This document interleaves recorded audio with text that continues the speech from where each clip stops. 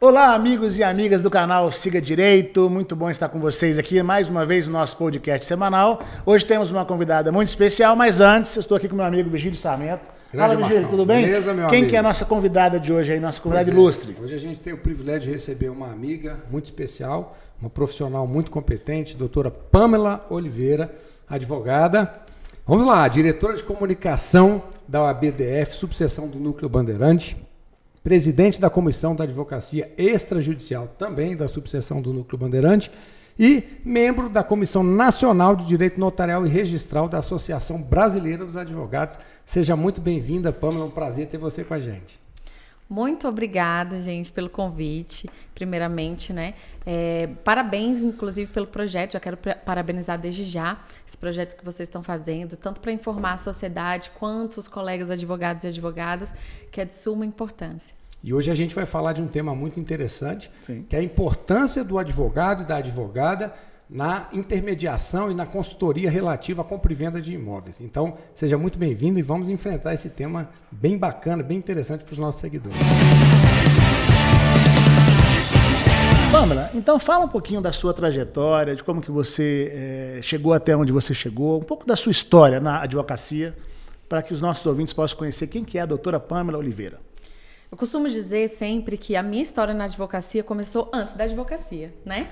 Eu trabalho desde os 15 anos de idade, de carteira assinada desde os 17, né? Então sempre empreendi ali, sempre fui incomodada de ter o meu próprio rendimento, minha própria renda, não incomodar os meus pais à época. Então eu sempre fiz coisas que me gerassem alguma renda. Então, na advocacia, eu agreguei muito isso também, né? Então, eu costumo dizer que existe uma trajetória profissional que eu aplico na minha advocacia. Então, desde então, trabalhando aí nesse tempo todo, parece que eu sou jovem, né? Mas eu não sou tão jovem assim, já tenho alguns anos aí na estrada. Eu trabalhava com vendas, né? Já trabalhei em loja de shopping. E isso me ajudou muito na advocacia e mais na frente eu vou explicar o porquê. Bom, quando eu adentrei ao curso de Direito, eu comecei a trabalhar em um cartório de notas aqui de Brasília, né? Não sei se pode falar o nome do cartório. Claro, deve, não só pode como deve. Pois é, o cartório JK, que eu tenho muito carinho, foi uma outra faculdade para mim, né? Eu sempre falo, gente, eu fiz o curso de Direito, mas eu fazia uma outra faculdade que era o cartório, né? Que chamava cartório. Eu aprendi muito ali. E foi concomitante à faculdade, então me ajudou muito no curso de Direito também, porque eu vivenciava aquilo que eu estava aprendendo no curso. Eu nunca pensei em advogar, né? Vou ser muito sincera com vocês. Eu nunca pensei em advogar. Eu me apaixonei pelo direito estudando para concurso antes do curso. Então, por isso a ideia de fazer direito. Então, assim, nesse ínter e estudando e trabalhando no cartório e aprendendo muito, eu acabei sendo escolhida pela advocacia, né? Fui aprovada no 9º semestre no exame de ordem e aquilo ali me incomodou. Eu falei assim, puxa, eu terminei o curso de Direito, fui aprovada no exame de ordem, aprendi muita coisa no cartório, mas ficou aquele incômodozinho que fica ali dentro da gente. E agora, né? Sempre quando a gente é aprovado assim, no exame de ordem, a gente fica com aquela sensação, tá, mas e agora? Eu vou fazer o quê? O que eu faço com isso? O que eu faço com essa carteira, né? Bom, e aí eu pedi demissão do cartório e fui pular de cabeça aí na advocacia, né?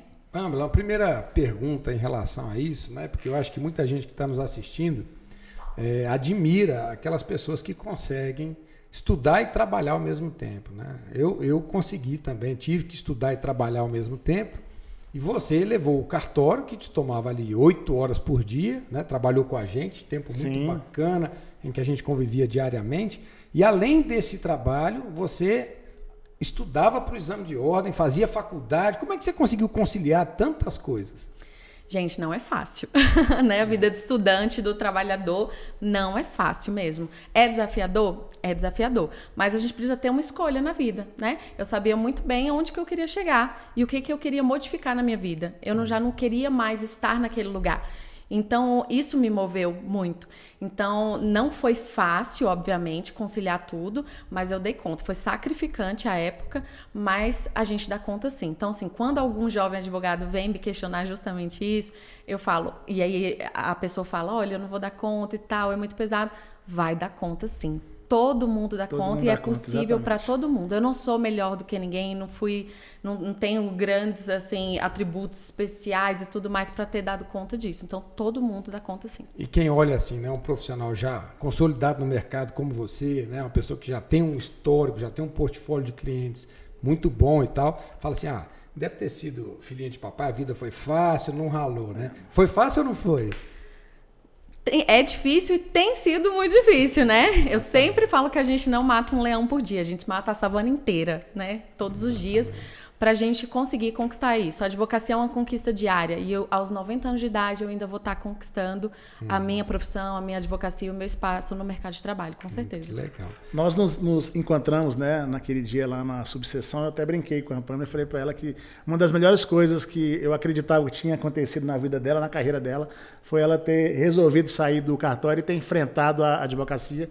E olha onde ela está hoje, olha o currículo dela hoje. Mas é um Olha a ato de muita expressão. coragem. Sim, não, exatamente. Mas é para mostrar, né, para os jovens advogados, para as pessoas que é possível, basta querer se esforçar, estudar, né, porque espaço tem, mas não é fácil, como você está mesmo dizendo.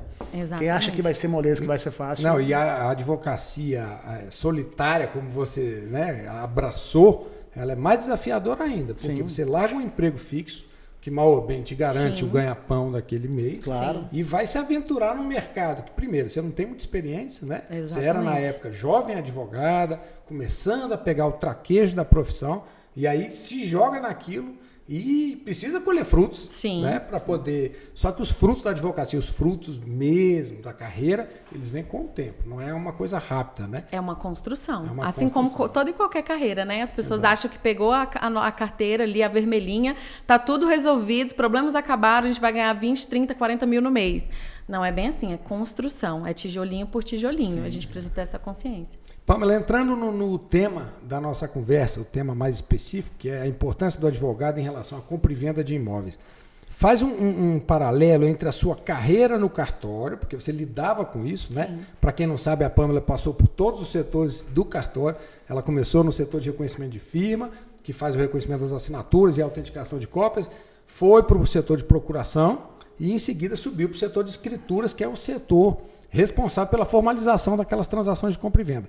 Fala para mim qual foi a relevância desse período que você passou na escritura pública e hoje na sua carreira como consultora na compra e venda de imóveis. Pois bem, assim, eu sempre digo, por isso que eu comecei falando que a minha advocacia começou muito antes da própria advocacia, né? Justamente por conta dessas experiências antes que eu tive. E aí eu fui aproveitando essa expertise para poder aplicar na advocacia. Então, por isso que hoje minha área é família, sucessões e direito imobiliário, porque eu fazia esse tipo de escritura, de negócios jurídicos, né, dentro do cartório. Isso me ajudou muito e eu trouxe para a advocacia. E minhas profissões anteriores também, né? Só explicando que eu aplico muito na minha advocacia a questão da própria venda, né? Os gatilhos mentais de venda, porque a gente vende um serviço. Então, a gente precisa se utilizar isso e meu histórico anterior profissional também me ajudou muito nisso. Então, assim, a experiência, experienciar isso dentro do cartório, né? Essas transações, essas negociações imobiliárias, foi de suma importância para mim. Porque eu tive uma visão que, infelizmente, boa parte dos colegas hoje não tem. Né? E uma sensibilidade de saber e de orientar o cliente para certas nuances ali do próprio negócio que alguns colegas que não são da área ou até que são da área, mas não vivenciaram o cartório, não têm, né? Então isso me ajudou muito para ter uma sensibilidade em relação a isso. Entendi. E a parte documental também, sem dúvida, né? Sem dúvida, porque sem a gente dúvida. sai da faculdade, não sei se você concorda com isso, a gente sai da faculdade de Direito sem saber nada de Direito Notarial e Registral, praticamente nada. É isso que eu ia pontuar. Muita coisa a gente não aprende na faculdade, né? É uma coisa oculta no curso de Direito. Você até estuda o Direito Civil, Direito das Coisas, Direito Contratual, obrigações, mas você não envereda em nenhum momento da faculdade pela área notarial e registral, né? Então há um déficit de conhecimento nessa área, não é isso? Mesmo entre os profissionais de direito, né? E é um nicho importantíssimo a advocacia extrajudicial, né? É importante que você... Muito. E é o que eu amo fazer, inclusive. E realmente a gente tem essa problemática nas faculdades de direito, né? Nas academias de direito, que inclusive nós vamos brigar, né? Já vou dar um spoiler aqui. Nós vamos brigar para que haja esse tipo de matéria nas faculdades. Sim. Se não for na grade obrigatória, nem que seja uma matéria optativa. Sim, né? A gente precisa ter isso no curso de Direito, porque é essencial. Veja, tem atos que a gente faz nos cartórios com a participação obrigatória do advogado e da advogada, como, por exemplo, divórcio, inventário extrajudicial, desde 2007, né? E não ter isso no curso de Direito, como assim? E ainda que passe aí pelo direito civil, né, obrigações, direito das coisas e tudo mais, mas a gente não tem essa questão prática, porque isso daqui é muito prático, né? Sim. Não tem a questão das certidões, da exigência das certidões. Sim. E digo mais, eu vou além, Virgílio, não ensina, o curso de Direito não nos ensina nem mesmo a advogar, infelizmente. É verdade. Então a gente vai para o mercado de trabalho sem ter aprendido a advogar. A gente aprende quando a gente realmente começa a advogar. É verdade. E muitas vezes quando você faz aquele estágio obrigatório, às vezes você mais carrega processo do que aprender na prática mesmo que você precisa fazer. Então, assim, eu imagino, e eu vivenciei isso quando eu era estudante. Então, é muito importante que cada vez mais, né, seja obrigatório essas práticas para poder já deixar o profissional, quando ele sai, ele já ficar muito mais bem preparado. Importante. Com certeza. Isso. Como você bem pontuou, né, existem alguns atos extrajudiciais cuja participação do advogado é obrigatória. Então vamos lá. Inventário extrajudicial, divórcio extrajudicial, a uso capião extrajudicial, a constituição de uma pessoa jurídica, de uma associação, de uma fundação e tal, né? Dissolução de união estável. Também de união estável, é verdade.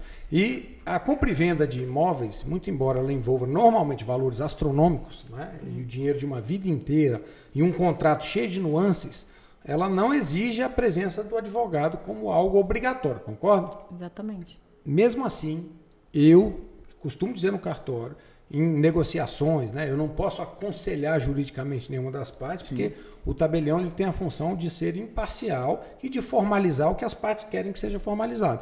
Mas quando há dúvidas sobre a relevância de uma cláusula, sobre a dispensa de uma certidão, eu sempre oriento, você também, né, Marcão? Sim, claro. As pessoas a procurarem um advogado. Então, eu queria que você falasse da importância do advogado nesse assessoramento, Pamela. Participação do advogado não é obrigatória, mas é essencial. Então, assim, por várias questões. Eu respeito muito a profissão do corretor de imóveis, é essencial também, Com né? certeza. É necessário que estejam intermediando mesmo esses negócios também, mas ele tem uma função e nós temos outra função, né? Eles não têm a expertise que nós, advogados e advogadas, temos. Essa sensibilidade de saber que cada negócio jurídico é e é muito particular. E pode ter consequências sérias. Muito, muito sérias. Então, assim, cada caso é um caso, né? As pessoas, às vezes, querem se comparar a outro, um colega, um vizinho. Vem muito pra gente isso no escritório, né? Ah, mas é porque meu vizinho fez assim, o meu irmão fez assim, e pra mim também vai ser o suficiente assim. Será?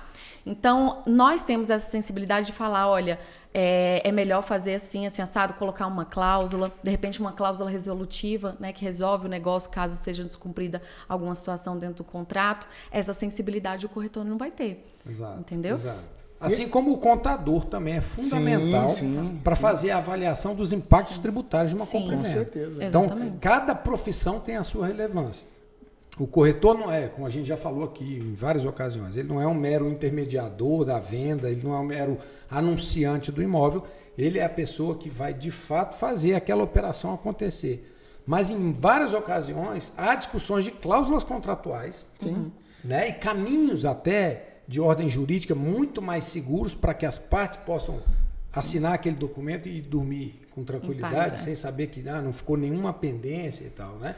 E a gente vê isso diariamente. Sim, né? E eu já ouvi muita gente falar o seguinte, mas o cartório não vai ver se está tudo certo, não vai dar continuidade se estiver certo. Só que muita gente não sabe que tem muitos negócios que se iniciam, às vezes, com um contrato particular. Perfeito. E ele vai ser lavrado uma escritura posteriormente, 6 meses, um Perfeito. ano depois. Então, neste primeiro momento, se você tem alguma dúvida, se você está reticente com alguma situação, alguma cláusula, tem que ter a consulta de um profissional. Então, isso que é muito importante. E o brasileiro, ele não tem, já foi falado Ele procura aqui também, depois, né? Ele não tem a cultura de fazer a consulta prévia ao advogado. Por quê? Ele não quer gastar. Exatamente. Não vou gastar, esse dinheiro é besteira, gastar esse dinheiro. Não é. Ele é o dinheiro mais bem gasto do mundo. Com certeza. Que é o dinheiro da prevenção, ao invés do dinheiro na hora de remediar um problema que já existe.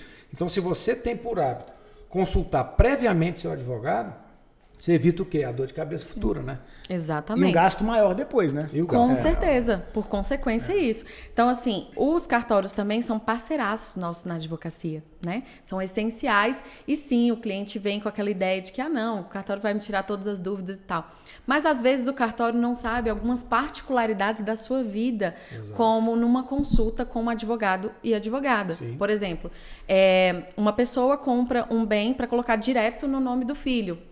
Houve uma doação, porque quem pagou fui eu, como mãe, por exemplo. Exatamente. E aí eu quero colocar direto o nome do filho. O corretor não vai ter essa sensibilidade de falar, olha, aqui vai sim de imposto, aqui é uma doação e tal. Tem que explicar tudo isso. Dá para fazer na mesma escritura, né? Não vai ter uma essa antecipação sensibilidade. de legítima. Exatamente. Né? É da sua parte disponível, não é? Então entra várias questões jurídicas que nem o corretor vai saber e nem o cartório, porque às vezes a pessoa não chega falando isso pro cartório. O cartório tem essa expertise também, tem esse conhecimento jurídico, óbvio, mas às vezes a pessoa não tem nem tempo hábil para falar o que é de fato a situação. E não é o nosso papel. E não é o papel do cartório, exatamente. Não, e questões complexas, por exemplo, na hora de assinar um financiamento bancário, uma alienação fiduciária, aqui vai ser pelo sistema SAC, vai ser pelo sistema Price. Qual é a implicação disso? Sim. Eu vou assumir uma obrigação aqui de 30 anos junto ao agente financeiro. Exatamente. Um erro, uma análise mal feita da taxa de juros vai me endividar por 30 anos. Para a vida toda, praticamente. E há caminhos muito mais curtos, muito menos dispendiosos que o seu advogado e a sua advogada vai te indicar. Exatamente. Então a gente defende muito. Eu brinco lá, né? Quando tem uma operação que todo mundo está assistido por advogado, eu relaxo. Porque eu sei que todo mundo está entrando naquele negócio consciente das consequências daquelas cláusulas que estão sendo assinadas. Exatamente. Então, em relação ao valor, né, que vocês colocaram aí também, que é importante essa cultura mesmo que o brasileiro tem, eu não vou gastar agora, não precisa, já que não é obrigatório, para que eu vou gastar com isso, né? É muito delicado isso, eu sempre falo. Meu trabalho não tem preço, meu trabalho tem valor, né? Então, o valor do meu trabalho é evitar a sua dor de cabeça. Exato. E qual o preço da sua paz? Exatamente, Né? exatamente. O que pouca gente sabe, eu acho que até uma curiosidade até para os nossos ouvintes, quando você compra um imóvel financiado, que tem que ir para o banco assinar, eles acham que o gerente assina de bate-pronto. Isso já foi para o jurídico, isso vai para o jurídico. Exato. Sempre tem um parecer, olha, pode assinar, tá tudo certinho. Então, eles não sabem disso. Né? Por que o banco, se é uma instituição que não perde nunca, ele se aconselha, né, sempre com o seu departamento jurídico e as pessoas elas não percebem isso. Então é muito importante a participação de advogado. E outra coisa delicada que eu vou puxar aí, Marco, se o banco leva para o departamento jurídico deles, é óbvio que o jurídico deles vai analisar de acordo com os interesses da instituição financeira. Exatamente. Aí o meu Isso advogado é vai óbvio. ver o meu lado, com certeza. E aí, muitas vezes, o cliente fica naquela falsa ideia, não, é porque é banco, é muito seguro e tal. Primeiro que o banco tem a expertise financeira da coisa, né? Eu já passei muito mal com o banco também, né, nas questões jurídicas, né? A gente bem sabe disso, acho que boa parte da população passa complicações com isso. Então, ele sempre vai ver pelo interesse dele, é óbvio. Você precisa ter um profissional que esteja ali pelos seus interesses. E ao contrário do tabelião, né, que é imparcial, ou seja, que ele vai analisar o negócio como um todo, sem tomar partido, o advogado é parcial. Sim. Ele está ali para defender os seu interesses cliente. do cliente dele. Exatamente. Então, daí a relevância. Então, a gente ressalta demais.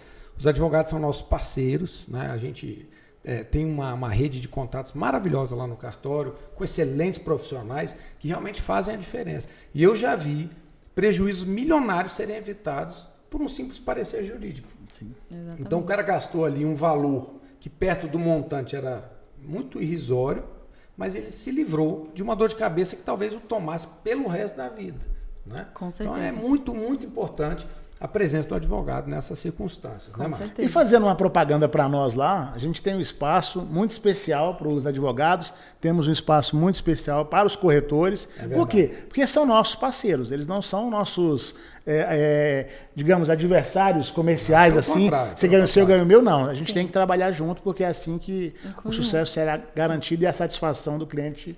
Pamela, para fechar, eu queria falar de um assunto muito importante, porque muitos jovens advogados nos assistem, nos seguem, né, o que é uma honra para nós. Eu queria que você falasse um pouquinho da oportunidade que é a advocacia extrajudicial, que é tão pouco explorada que não é vista na faculdade e que os jovens advogados saem com a carteirinha, igual você falou, sem conhecer esse mercado, que é um mercado, na minha opinião, dos mais promissores e dos mais interessantes, porque não há litígio, né? Não há briga, não se exige a participação da justiça. Fala um pouquinho sobre a importância da advocacia extrajudicial. Se você me permite, Virgílio, e ela é expert. Eu posso te garantir que na advocacia extrajudicial a gente não poderia ter trazido uma pessoa mais, né, preparada para isso aí. Ai, obrigada, gente. Olha, é uma coisa que eu defendo muito lá dentro da OAB, né, por participar, ser presidente da Comissão da Advocacia Extrajudicial. Então, eu puxo muito a sardinha para esse lado, esse ramo do direito, que é muito vantajoso, sim. Infelizmente, os próprios colegas têm aquele preconceito de falar, puxa, mas é extrajudicial, então a gente cobra menos. Lê do engano. Eu mesma pensava assim no início, né? Eu tinha essa mentalidade. Então, se você vai resolver a vida do cliente de forma mais rápido, por que você vai cobrar menos por isso? Exato. Qual o valor do tempo dele, né? E isso e aí eu sempre costumo assim dizer que o valor que a gente cobra ali por aquele trabalho, aquela demanda na via extrajudicial, não é pelo trabalho que eu vou ter naquela demanda, sim, mas que pelo tempo que eu trabalhei, estudei para poder resolver aquilo ali de forma mais célere. Sim, sim, então, por consequência, resolver a vida do cliente muito mais rápido. Exato. Então, assim, eu só queria também falar uma coisinha aqui que eu acho super importante, que eu preciso dar esse testemunho aqui para vocês, que eu vi uma vez eu estava saindo de um cartório, não era o JK, mas na frente do cartório, sim, mas não é nem relacionado ao cartório, na frente do cartório tinha lá uma Xerox. E aí eu olhei e, gente, estava assim, enorme. Contrato de compra e venda, promessa de compra e venda. Aí eu falei, pera, será que tem uma advogada oferecendo lá dentro? Vou lá ver. Eu fui lá ver. Falei, olha, eu tô transacionando um imóvel, né? Fiz uma simulação. Sim. E aí eu fui lá ver. Não era uma advogada. Era o moço que operava a máquina de Xerox e ele lá imprimia um contrato de 2 páginas para todo mundo nas mesmas situações. Google, Ctrl+C, Ctrl+V. Eu me arrepiei todinha. Eu falei assim, meu Deus, assim, por um lado é bom, porque vai vir mais trabalho também futuramente, porque 90% dessas transações darão errado. Mas me preocupa porque o meu maior objetivo com os clientes também não é cobrar do cliente. É óbvio que é o meu ganha-pão, eu vou cobrar pelo meu trabalho, mas é resolver a vida do cliente. Exato. É ele sair de forma satisfeita, é ele não ter problema e dor de cabeça com aquilo que você bem falou no início, Virgílio, durou a vida inteira para poder juntar aquele dinheiro, né? Às vezes é um esforço da vida inteira, ou um investidor é fruto do seu trabalho, então não é justo isso. E a advocacia extrajudicial pressupõe consenso, né? Não pode haver briga entre as partes. Sim, então é o que eu costumo dizer, é melhor um mau acordo do que uma boa briga. Então, se você consegue conciliar as partes, e esse é um trabalho que o advogado executa, sim, também, o advogado de boa fé. Sim. Um bom profissional. E o advogado um pouco ali psicólogo também, viu? Sim, mas porque a gente tem que fazer esse meio de campo mesmo. Sim. E tem que ter sempre um tom. Eu também gosto muito de falar sobre isso, porque o colega precisa ter um tom amigável com outro colega. Com certeza. Né? Não é o meu interesse ali, não é, eu não preciso vê-lo como adversário, pessoal, né? Como um inimigo, de jeito nenhum. Para dialogar, para a gente estar na advocacia extrajudicial, o fundamental é o diálogo. Sempre.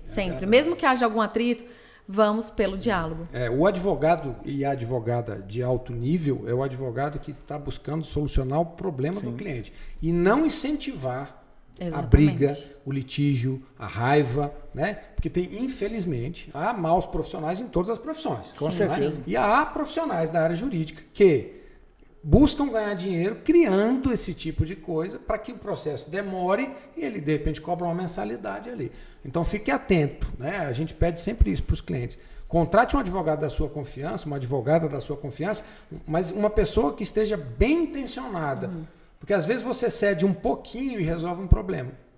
Eu já peguei um caso lá que havia um inventário extrajudicial, que a princípio estava todo mundo de acordo, mas havia uma briga muito grande dentro da família, né?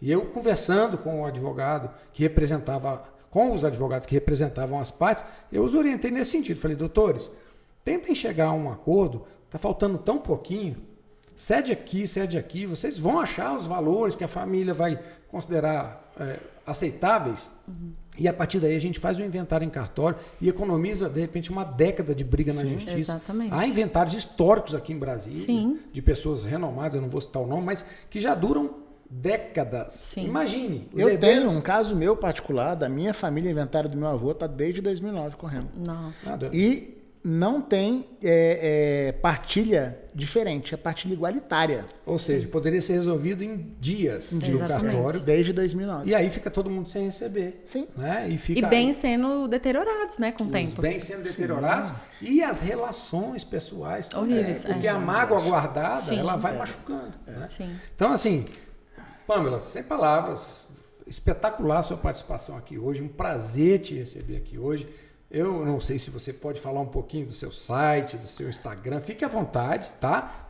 O Siga Direito tem por objetivo distribuir, disseminar conhecimento, trazendo personalidades que possam agregar, informar e realmente beneficiar todos aqueles que nos dão a honra de nos seguir. Com certeza. Então foi um prazer ter você com a gente. Volte sempre que quiser, tá bom? E foi difícil pra gente conseguir que ela viesse A agenda aqui, né? dela, a agenda dela não é fácil. Mas como é que faz pra vir? Ai, Não meu tem jeito, Deus. né? Mas legal, obrigado mesmo. Eu que agradeço, imagina. Então já vou aproveitar e deixar meu Instagram Fica à aqui. vontade, Pode fica à deixar, vontade. fica à Gente, vontade. meu Instagram é como se escreve meu nome. Meu pai deu aquela caprichada, Pamela com PH e 2 L's, Oliveira.adv. Me sigam lá, porque eu sempre estou mostrando a rotina da verdadeira advocacia e não daquela que a gente vê em televisão, da verdadeira advocacia.